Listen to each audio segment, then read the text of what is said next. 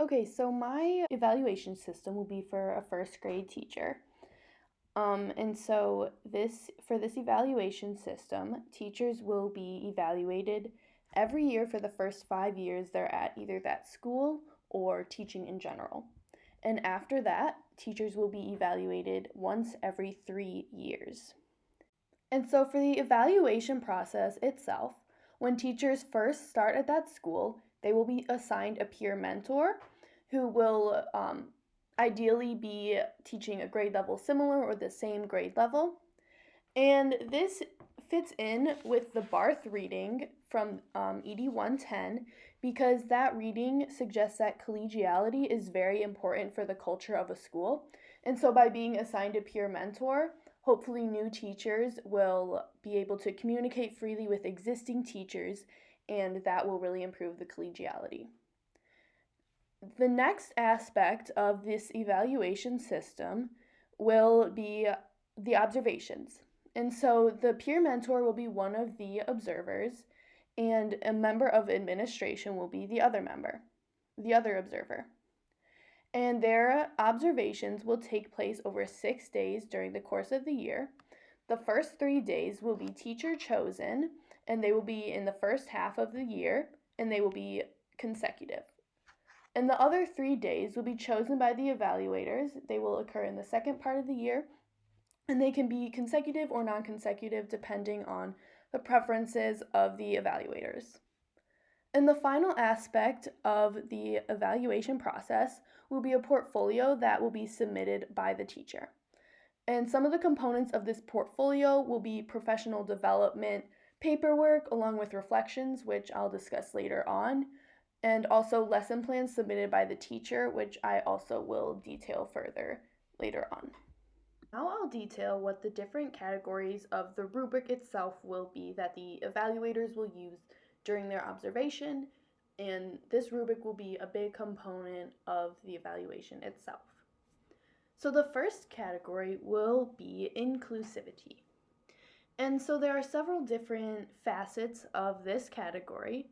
The first being that the teacher creates a variety of types of lesson plans to accommodate different learners. So this can be creating lesson plans with a variety of different means of expression, or it can be creating lesson plans that will be an asset to students with special accommodations along with students without those accommodations. While these lesson plans should be used during their observations, teachers will also submit the best examples to their portfolio. The next portion of the rubric under the umbrella of inclusivity deals with equitable education. So during their observation, the observers will look to ensure that the teacher is providing equitable education for all students, regardless of their abilities, race, gender, or any other factor. And so some things that the teacher can do to ensure that he or she is indeed providing this type of education is first and foremost providing representation within the curriculum, but also in the classroom they can do things such as provide assistance to all students equitably based on their needs, along with encouraging participation from all students. The third and final subsection of the part of the rubric dealing with inclusivity requires teachers to utilize multiple different assessment tools. So this means that teachers cannot simply use tests or essays for all of their assessments, rather they must use a variety of them and ideally will provide several different options for each assessment. And the goal of this is to cater to students with different learning abilities and different learning styles. These ideas correlate with those from Zeichner and Liston in 2014 because this reading talks about how progressive education puts the focus on the child. If a teacher provides a variety of assessment tools, then the focus is put on the child because they can choose the assessment that works best for them based on their skills. The next category of my rubric will be engagement. And like the category before, this one also has a few subsections, the first being participation of students. What observers will look for to fulfill this category is whether or not the students are actively participating. And this can take several different forms. It can mean students raising their hands, students actively listening, or students just completing the activities in class and doing their homework. And evaluators will pay special attention to actions that the teacher takes to encourage this participation. Does the teacher call on a variety of students? Does he or she provide many opportunities for different forms of participation? Evaluators will ask several questions like that. The next subsection for this category is student engagement with each other. So what observers will look for in this subsection will be if students engage with each other during group work, free time, and also moments outside of the classroom like lunch and recess. Even more importantly, evaluators will look to see what role the teacher plays in encouraging this type of collaboration. Does he or she provide group work time or play time where students can get to know each other? Also, does the teacher assist students who are struggling to fit in with their peers? The last section of the engagement category focuses on parent and family engagement. So the evaluators for this section will look to see if the teacher reaches out to parents and family about student progress, both positive and negative, and other school events and functions. They will also check in to see if this communication is consistent and effective. So when the teacher communicates, do parents and family respond to that? Even if they can't attend events, do they still at least respond to emails? And also, does the teacher consistently send out this communication? This communication can take several different forms, such as a website, emails, phone calls home, or even letters. And teachers should use several of these forms of communication in order to be effective. They should also include some examples of their communication with student families in their portfolio. This part of the rubric connects with the Habiger reading that describes how effective principals reach out to community members and parents and encourage their participation with the school. And although this reading talks about principals doing this, it's also very important for teachers to do the same thing within their classroom so that they can form a tight community in their class. The third category of my rubric is progress. And the first subsection of this category is progress in teaching methods. So what observers will look for when grading this category will be if the teacher has tried new or different strategies, if they have improved with their classroom management skills, or if they've utilized different methods, along with a myriad of other measures of progress with teaching methods. And observers will track this progress semester to semester and also from year to year. The next aspect of this part of the rubric will deal with student progress.